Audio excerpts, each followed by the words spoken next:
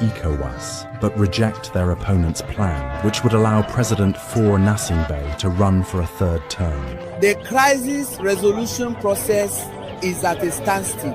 ECOWAS has taken on the significant and important responsibility of helping to resolve the ongoing crisis. We strongly call on ECOWAS to make resolute and unwavering decisions without hesitation when the time comes. The future and well-being of more than 7 million people is truly at stake. On the ruling party's side, they intend to move on to the next phase against their political opponents. In the National Assembly, a deadlock is looming over the vote on the ECOWAS constitutional revision bill.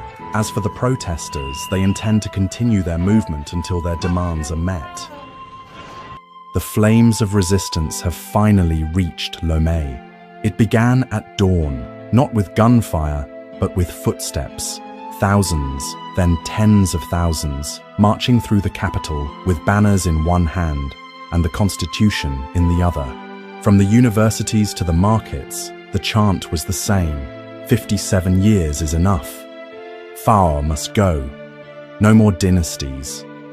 After decades of silence, something snapped. Togo, long considered one of the most tightly controlled regimes in West Africa, had reached its breaking point. It wasn't one event that triggered it. It was a lifetime of buried fury. The Gnassingbé family had ruled since 1967. First the father, Eyadema, then the son, Faure. Combined, they had ruled longer than most Togolese have been alive. But this morning, the people rose. Massive crowds filled Lomé's streets. Not just youth, but elders. Not just activists, but mothers. Not just opposition parties, the people themselves. Photos began flooding social media, city squares overflowing with protesters.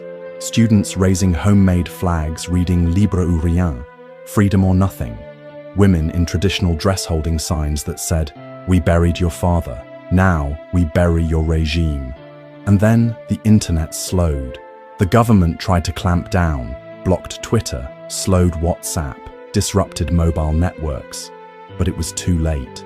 The world was watching. And so was West Africa. Footage leaked showing government security forces in riot gear, armed, ready. But something unexpected happened.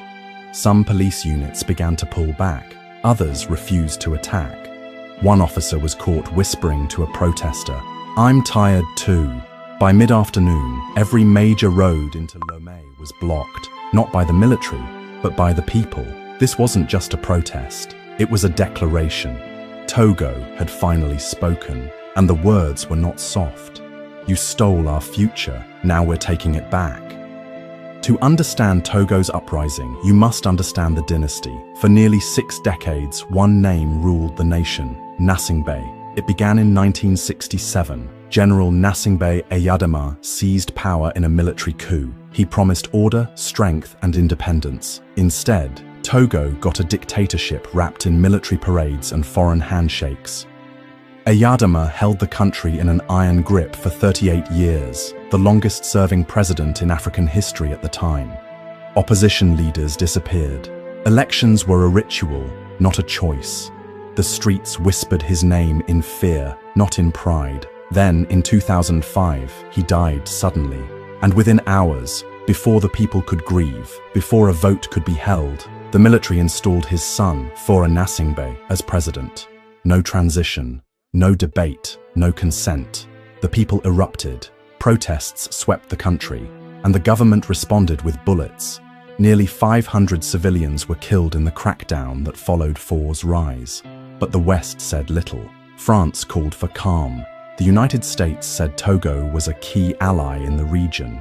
And so, the dynasty survived. Faure's rule became a smoother version of his father's. Polished speeches, global investment forums, smiling handshakes with Macron. But underneath, the same oppression, constitutional amendments that extended his power, elections rigged behind velvet curtains, journalists silenced, activists exiled. For 19 years, Faure ruled with a quiet fist, never loud, but always firm, until now. Now, the silence is broken.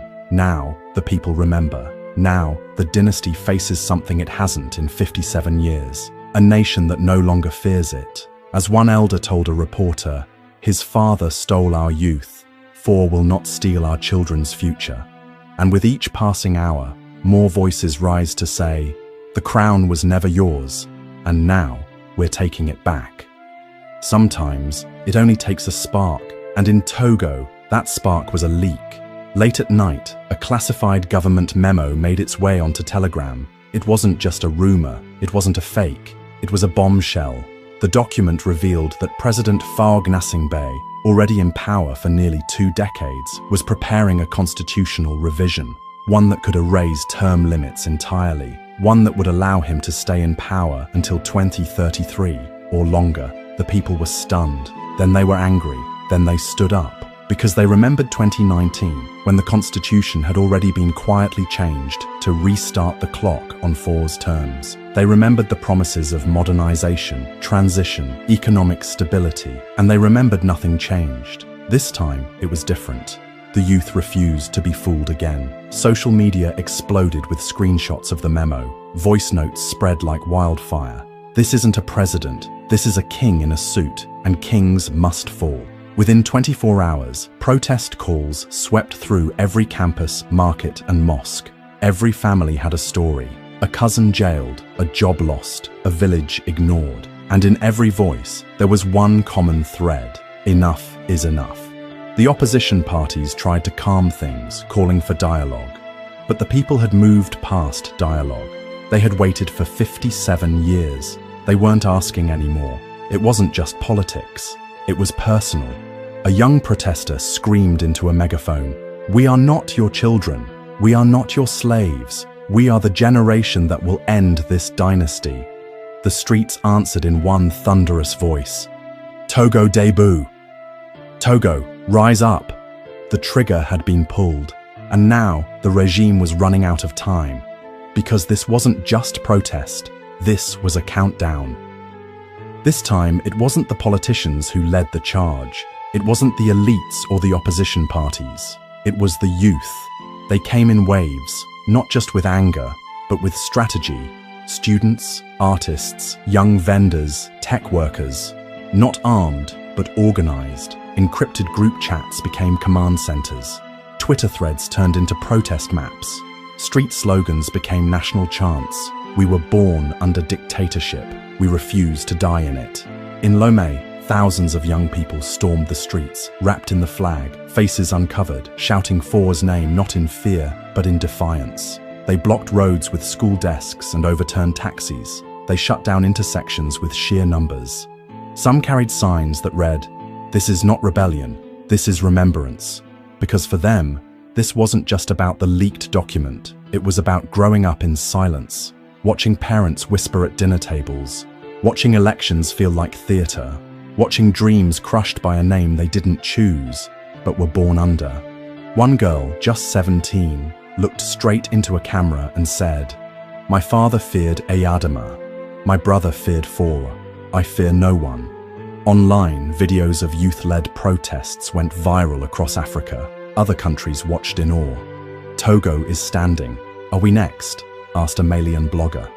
In the chaos, something beautiful formed. Students protecting elders in the crowd. Young women organizing water stations for protesters. Techies jamming surveillance signals to protect organizers. It was more than protest. It was a movement, agile, fearless, and relentless. And as night fell, they refused to go home. They lit fires, not in destruction, but in declaration. "We are the future," they sang, "and we are here now." The regime underestimated them, but what Faure Gnassingbé didn't realize was this. The youth of Togo were not born to inherit fear, they were born to end it.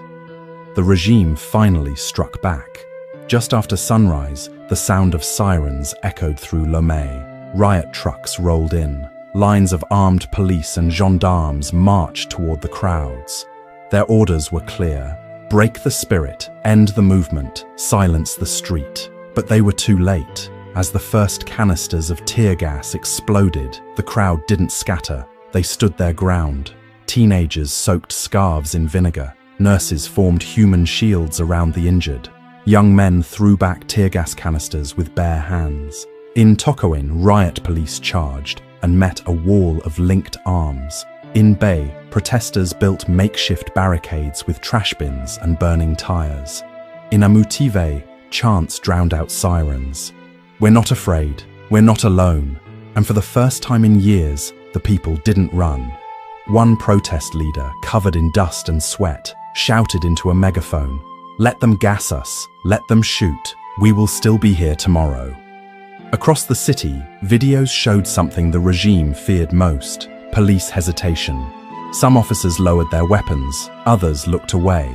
A few, the bravest, removed their helmets and walked off the line entirely.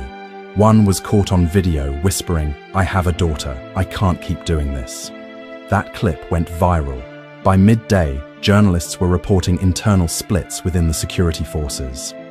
Anonymous officers sent messages to organizers, warning them of raids, but also offering protection. The regime had relied on fear for decades, but now fear was defecting, and Faure Gnassingbé, he remained silent. Inside his palace, cameras showed heavy police presence. Helicopters circled overhead, but outside, in the streets, the people held their position.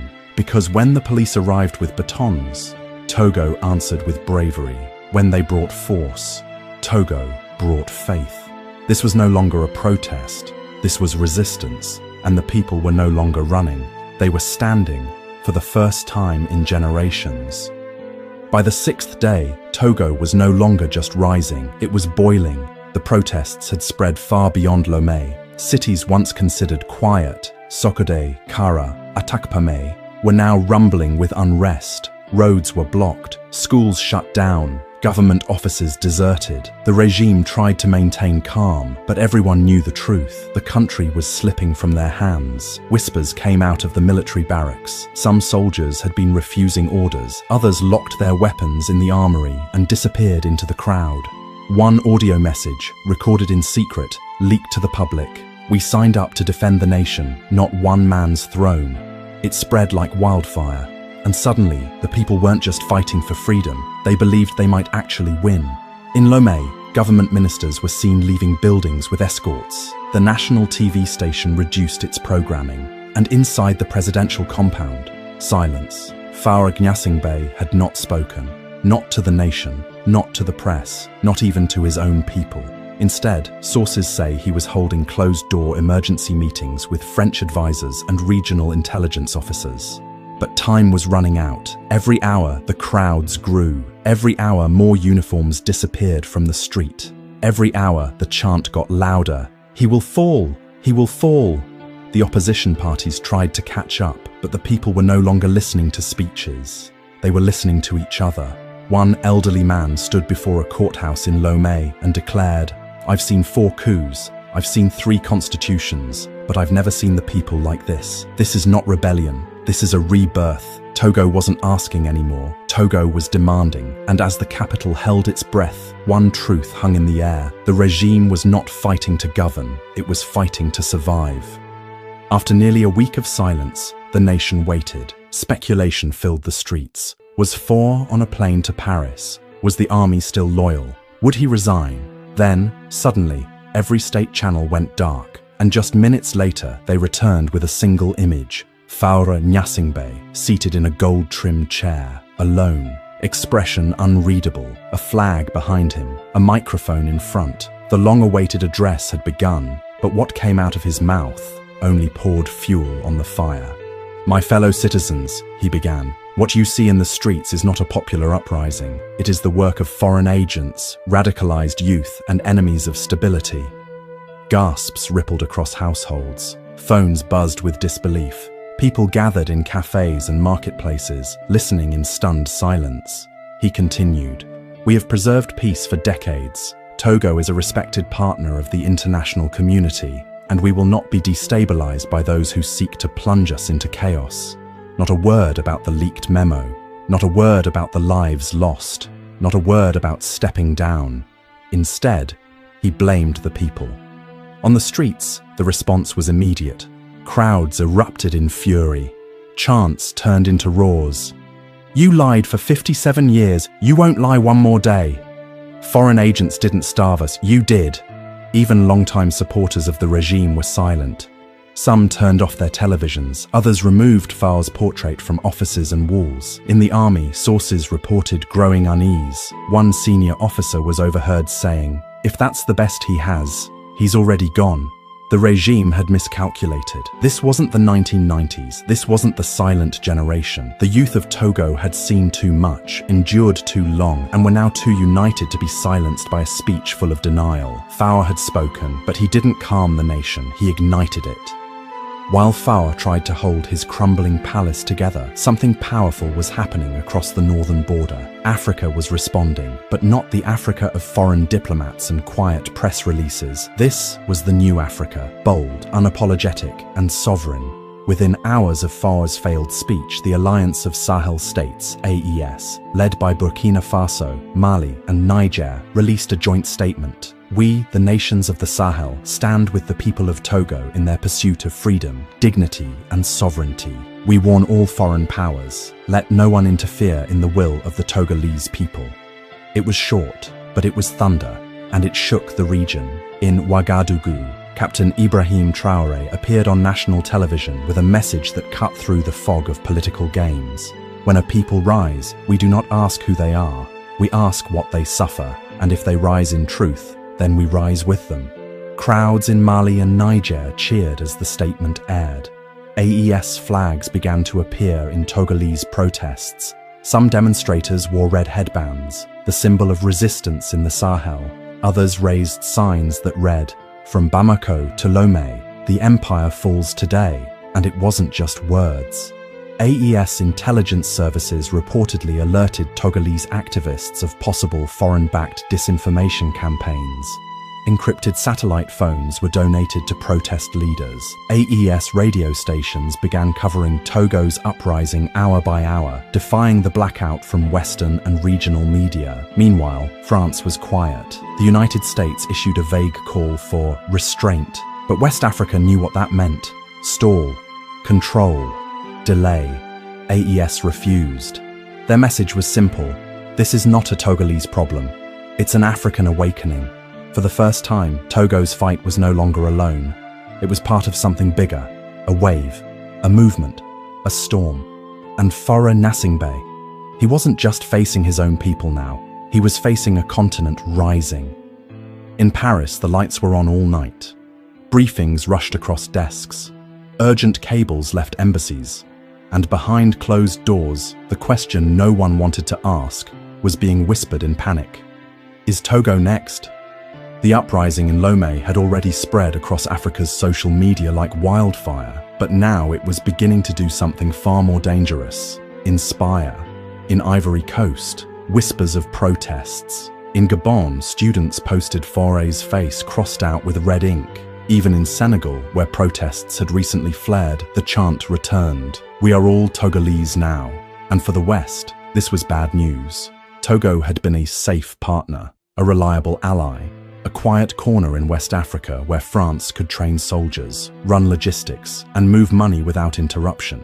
The Gnassingbé dynasty had long been a pillar of quiet neo-colonial control, and now that pillar was crumbling. Inside the Élysée Palace, French intelligence warned that AES support for the protests could destabilize France's long-term interests in the region. One leaked memo read, "If Togo falls to popular revolt, the dominoes accelerate." Meanwhile, in Washington, the State Department issued a bland statement: "We urge all sides to remain calm and respect democratic principles." But privately, US advisors were watching AES with growing suspicion.